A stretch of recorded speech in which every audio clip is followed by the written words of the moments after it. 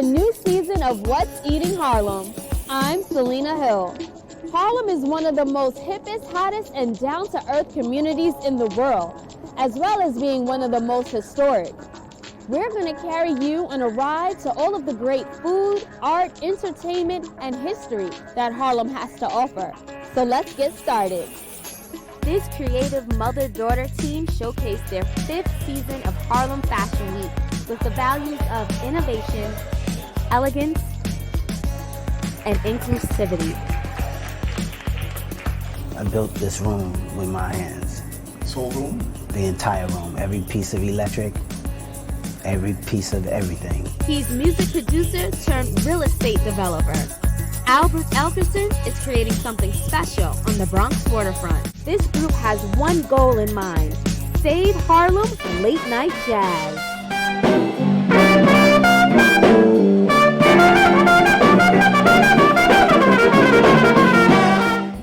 All of that and more on What's Eating Harlem.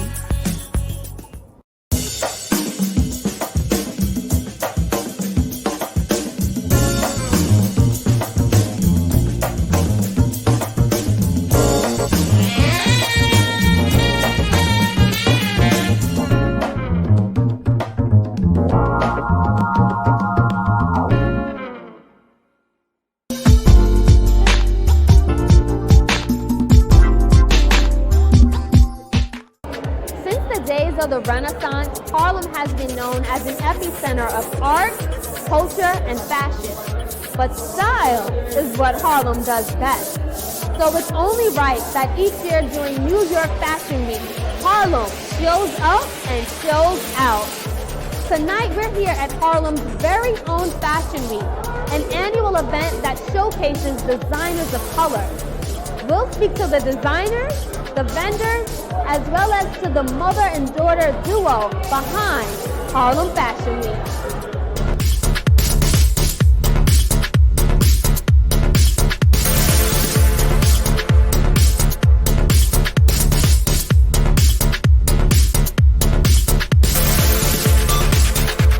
Hi, I'm Chandra Burkett, the co-founder of Harlem Fashion Week. Thank you so much, everyone, for being here this evening for our 5th season of Harlem Fashion Week. We are so yes!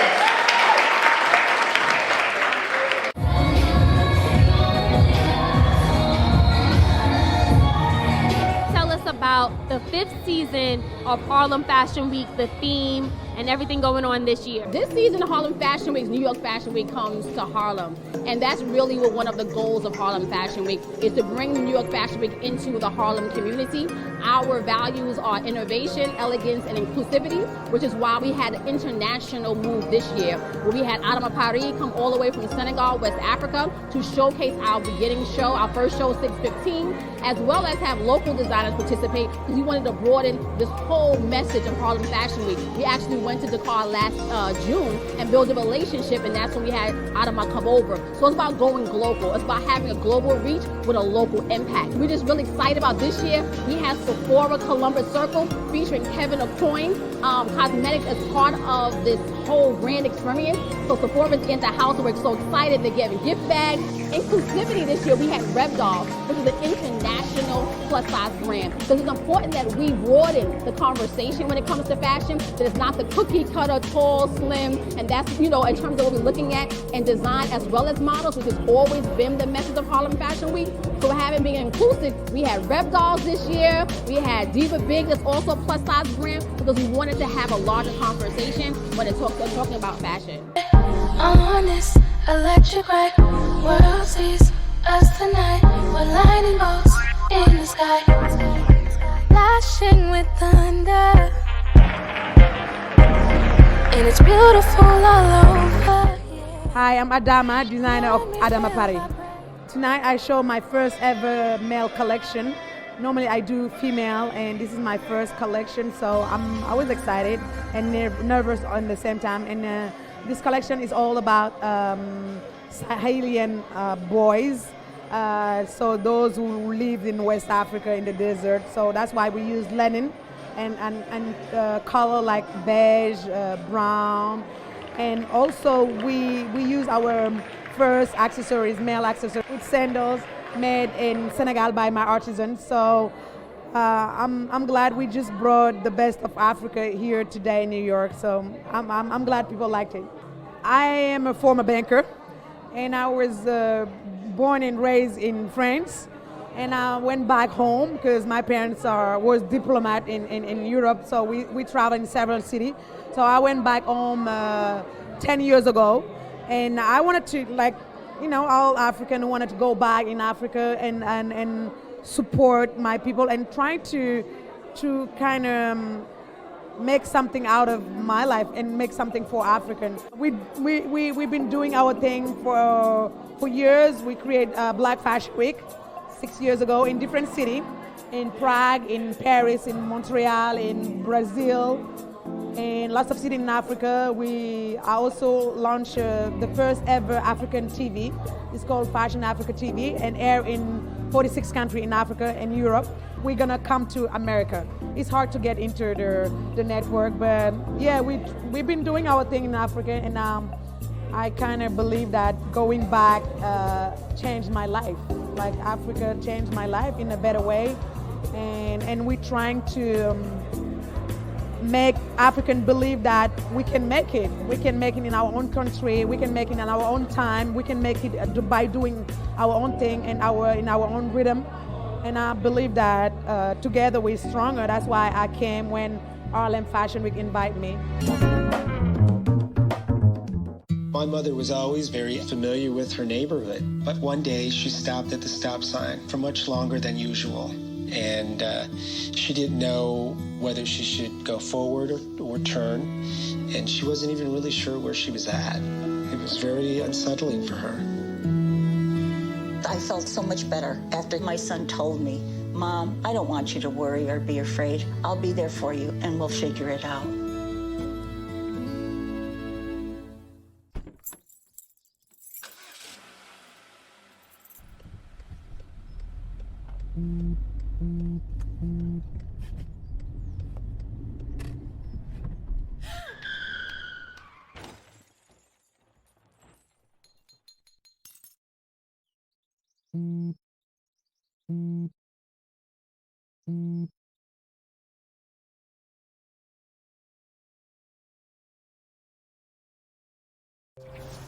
You see certain things get reincarnated in your children. My daughter is very much inspired by my wife's artistic pursuits. So my daughter started making necklaces. She makes what we call affirmation fashion. I tell her every day that your black is beautiful. Your black is beautiful. Your black is beautiful. And if there's anything better than being beautiful, it's being smart. And if there's anything better than being smart, it's being kind. And reaffirming that every day is our method of making sure her chin never drops. My dad wasn't around, and I remember riding a bike and falling off and cutting myself, and me never just wanted to get back on it. People ask, how your children learn how to ride a bike, and you didn't. I didn't teach them. I just created an environment where they taught themselves, and all I had to do was be there.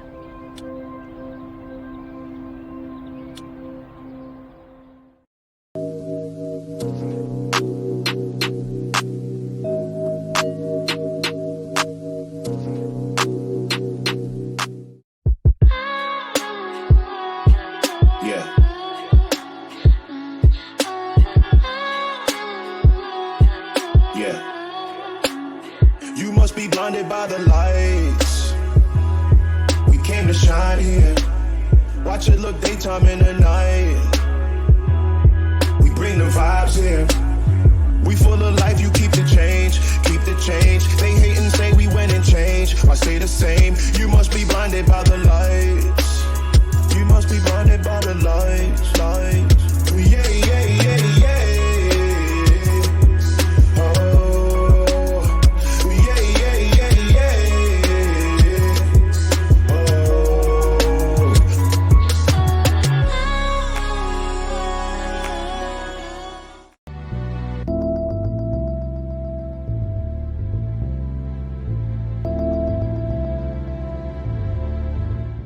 Tummy Yum Yum was born about a year or so ago, about 14 months ago.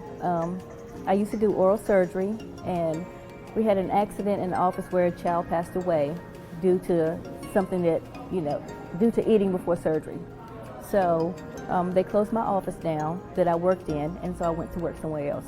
Well, I went back about 4 months later because we had a new doctor, and the patients weren't coming. So I was sitting with my coworker, and I told her, I said, I need to find something to do to make extra income because this is not getting it. And she suggested that I make baskets. I was like, no, I don't want to do that.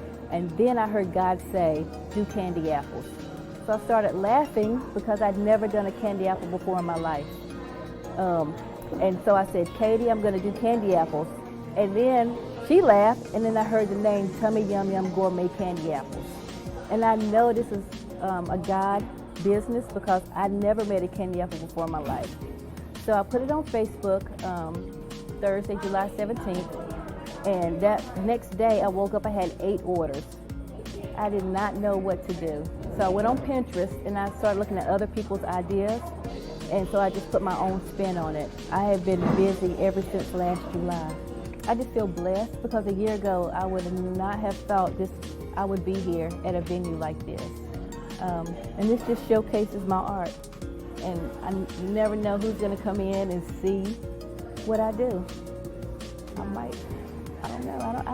don't know what could happen. I'm just excited, and I just believe that God has it ordained for me to be here at this time. I just decided to step out on faith and do what I know God called me to do. And it's more than candy apples to me. It's a ministry, because you just don't know how many people come to my table and they're so amazed with how the candy apples look, but then they start telling me different things about themselves and how they're scared to step out on faith, and how did I do it.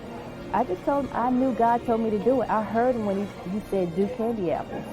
I'm an African-American business owner, and just to see so many women of my culture up and down these hallways, we doing it.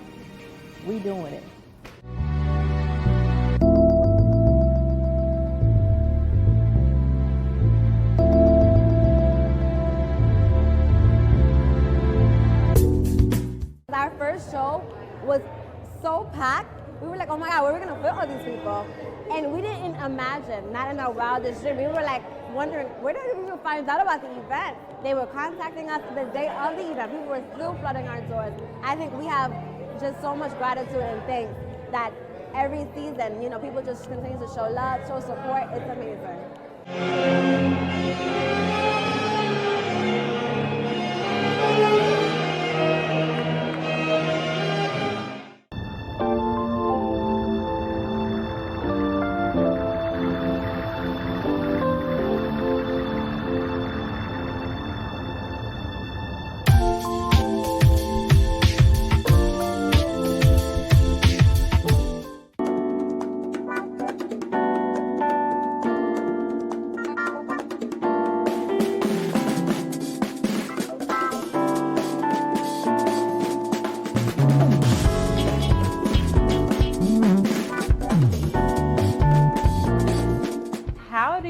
Now that it's all over, and even though you were the runner-up or the finalist, that you're still making a great impact of what you're doing in your career? It's great. I really needed a moment after we came back and after the show aired to kind of decompress and take it all in. Yeah. Because you're just so into it, and you don't realize kind of the gravity of what you've done, and right.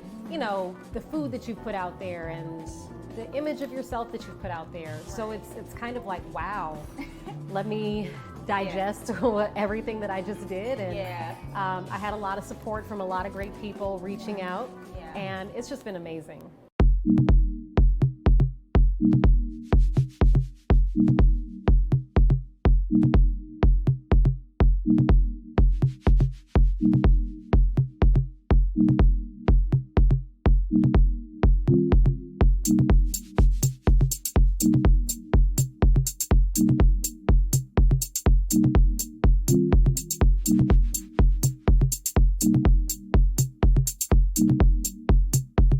you.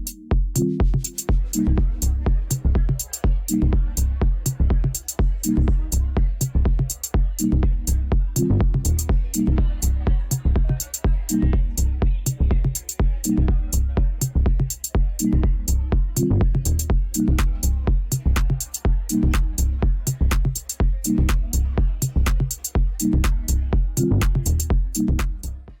Eating Harlem wants to get you involved. Become a member and get the 411 on all that goes on in Harlem. Go to www.whatseatingharlem.com and don't forget to like us on Facebook and follow us on Twitter and Instagram. Scene 103, take one. I thought we'd be on the same page about this, and we're not. How do I know the way I'm going to respond to it? I want you to get the vaccine because I want you to be safe. What if you end up in the hospital? That's what I'm scared of. If you was to die, man, that would literally kill me, man. I hug you. Yes. If it made you feel that way, bro, I would probably do. I love you too. When I got the opportunity to get her, there wasn't no choice. I told myself, I'm gonna take custody of my daughter. It's my baby. That's what we're supposed to do as men.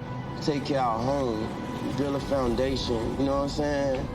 Love, our money, she's my purpose. I'm here to walk with her, hold her hand until she can walk alone. Ain't nothing like being a father in this world.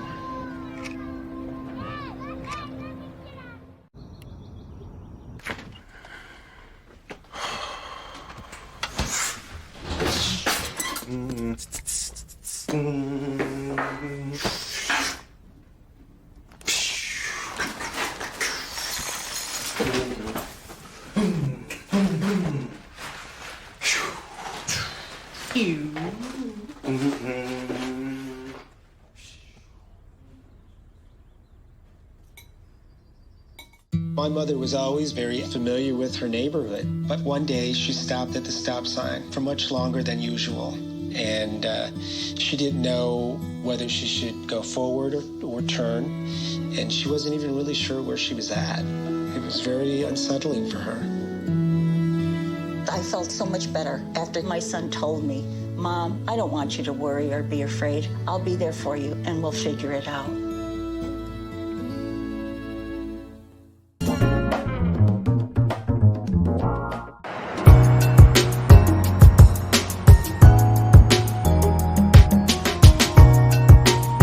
I was a producer, and maybe about 10 years ago, I was scoring. Dave Chappelle's show was on his way out, and I was scoring over at Metropolis Studios, and I bumped into a friend. Well, he wasn't a friend at the time. I just bumped into a guy at the bus stop. That's the guy over there behind the cameras, and I convinced him to sell me his bicycle. And when he sold me his bicycle, he came to my house and he appreciated some of the work that I did. And he called me later on and said, hey man, I know you don't do this for a living, but maybe you look at a job, at a contracting job. I said no, I turned him down. I said, nah, I'm a producer. And he just kept calling me, and eventually I went and saw the job. And I took the job, and I never ever went back to work as a producer. I'm Albert Elkerson, contractor developer in the South Bronx. I was a handy guy, but I'm also I pretty much overdo everything. I'm one of those obsessive compulsive guys. So I make sure everything is straight and lined up right. And it turns out that those are the things that made contractors worth more than other contractors. So I kind of did well in the last 10 years. I built this room with my hands. This whole room? The entire room, every piece of electric, every piece of everything, the stage. Just self-taught? More, yes, just self-taught. No explanation for why I know how to do these things. I'm a bike enthusiast. I'm a contractor, so this room a year ago, it had tools all over the room, and my trucks were here. And then I had maybe 40 of my motorcycles in here. And I think it was Alicia Keys. Hey Al, can we celebrate, I have a friend, which is her husband. He said, can we celebrate his birthday there? And I thought she was crazy. Again, I said, no. When you're supposed to celebrate this party in the French Riviera, I mean his birthday, she was like, no, I want it in the South Bronx. he's from the South Bronx and we never celebrated it. This vibe in here is, and I thought she was crazy, but when Alicia feels something, you can't talk her out of it. So I did the party, and after that party, I did another party and another party, and then before you know it, baseball players, basketball players, everybody began to solicit me. And so I had to take all my tools out and develop the room, and as time went by, it got better. And so Pier 132 was born.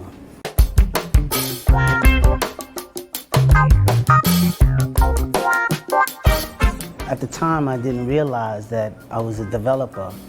I just thought I was a contractor who knew how to fix up a room, and I built bars for people. So it seemed elementary to me to just build a bar if they needed it, or a lounge, or a club. When I looked at the success of Pier 132, I started looking at other parts of this warehouse, because I'm only using 2,500 square feet in this room, but I have 62,000 square feet. So I started thinking, well, let me build this, and let me build that. And then I started bringing in tenants, and all of a sudden, the Bronx Blackhouse was born. That's the building that we're in. So in the Bronx Blackhouse, there's Pier 132, there's Gun Hill Tavern, there's Port Morris Distilleries, we have a silk screening company upstairs, we have a photography studio here, we have a recording studio here, we have the Ciroc bar is being built in here right now, BX Sandwich, Jaw Lion Juice Bar, and so I got carried away again.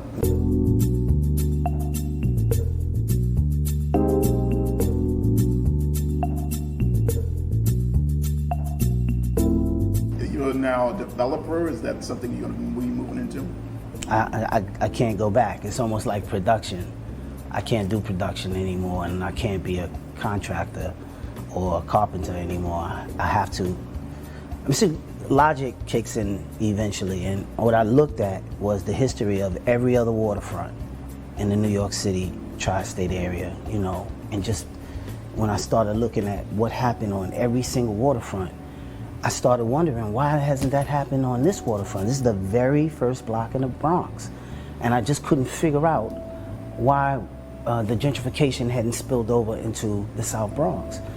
And so when I looked up the street and saw that there was a legendary pier called the 132nd Street Pier, it burned down in that blackout that we had some years ago, but there's a pier that they're reconstructing.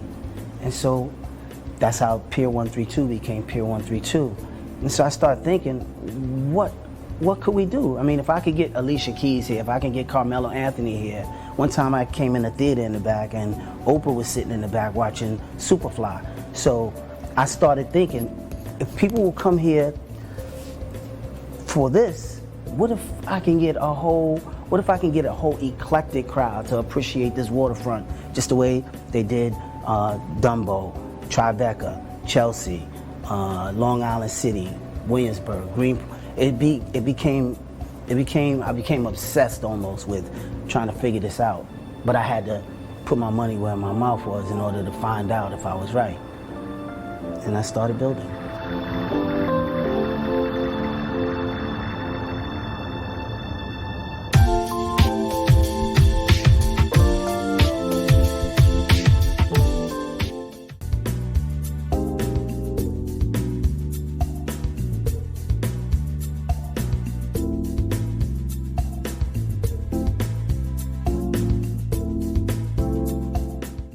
Harlem Late Night Jazz Incorporated is a nonprofit 501c3 in the state of New York with a simple mission, and that's to keep jazz alive in its mecca, Harlem, New York.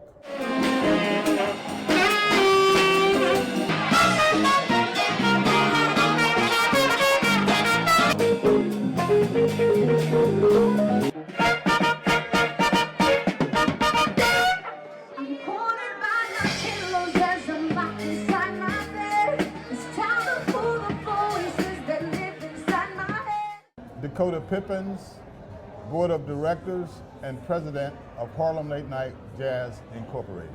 I live in Sugar Hill, about a block away from St. Nick's Pub. I think most of us know St. Nick's Pub, iconic jazz club, goes back to the 30s. When it closed, followed by the closing of Lenox Lounge and Farafina, it was clear to us that the music was dying. Specifically, late night jazz was dying in Harlem. And we decided, hey, we can sit here and talk about it, or we can do something about it. So we got together, we tried a few experimental attempts, and we were just gratified by the support and the love that we got from the Jazz Foundation of America. I should also mention I'm on the board of the Jazz Foundation of America, Keyed Up, but most importantly, the musicians themselves who came out and embraced us. And that's how we were born.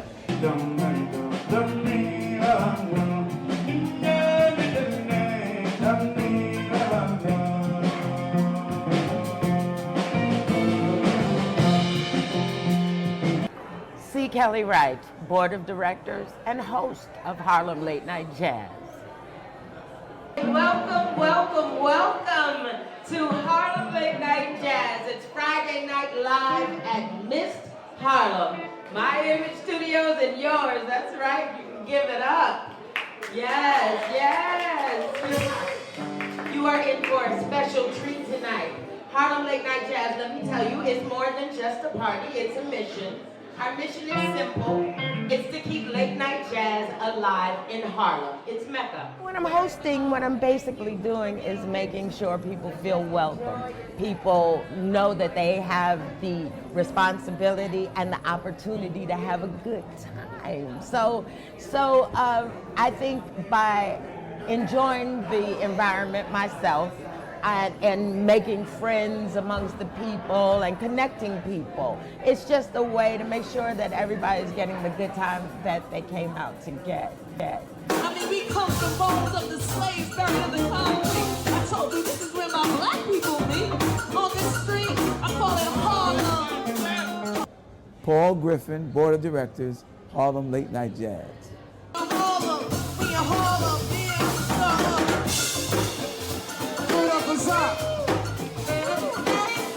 It's very important that we bring in the young folks into the genre of jazz. They have to carry the torch. We've got what we call the Young Lions. The Young Lions are those young men and women who are musicians, who might have went to musical school, who have an excellent experience and exposure to music. And what we try to do is mesh jazz masters and young lions. We understand the importance of the demographics of not only the country, but of the music world. It's a younger generation. So it's very incumbent upon us to bring into the fold the young musicians.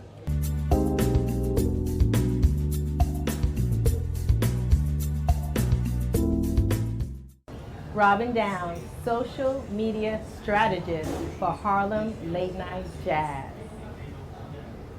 That's all we have for now. I'm Selena Hill. See you uptown. No, I'ma put it down like that. I'm leaving, I ain't coming back. You don't like the way I act anyway. You really don't have to react. Don't try to change my mind, in fact. Honey, I've already packed all my stuff. We're no longer kids, let's move on. And you are not my kid, so I'm done. Please don't make me